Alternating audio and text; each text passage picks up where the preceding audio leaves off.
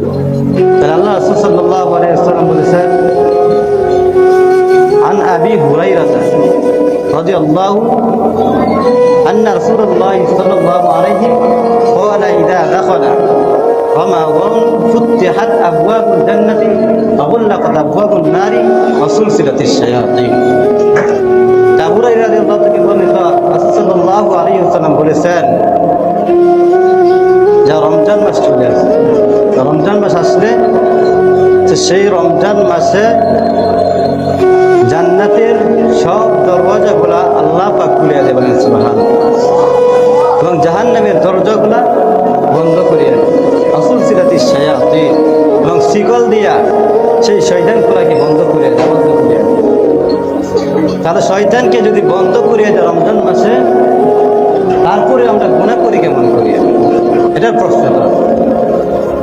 আমরা শয়তানকে বন্ধ করার পরে আমরা গুনার কাজে লিপ্ত থাকি, গান বাজনায় লিপ্ত থাকি, শয়তানের ওয়াসওয়াসায় পড়িয়া থাকি, এগুলো কাজ করি।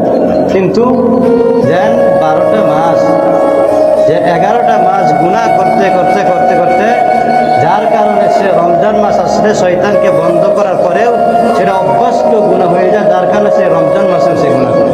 এই যে ইচ্ছাকৃত গুনাহ করে, যখন কোনো গুনার কাজ করে তখন সে মনে হয়ে যায় যে এটা তো রমজান মাস, হ্যাঁ একটা গুনাহ করলে 70টা গুনার সমান।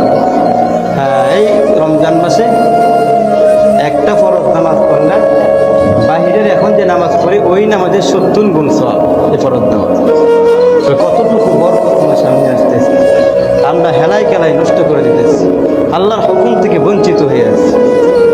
কোরআনের মধ্যে আসছে, তাযহালু কুল্লু মুরদিআতিন আম্মা আরদাআত ওয়া তাদউ কুল্লু যাতি হামলিন হামলাহা।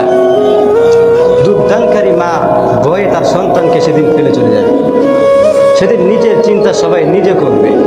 তোমাকে কত সুন্দর করে লালন পালন করতেছে, সেই সন্তানকে একসময় ফালায় নিজের চিন্তা করবে, কারণ সেদিন নিজের হিসাব দিয়ে নিজের জান্নাতে যেতে হবে।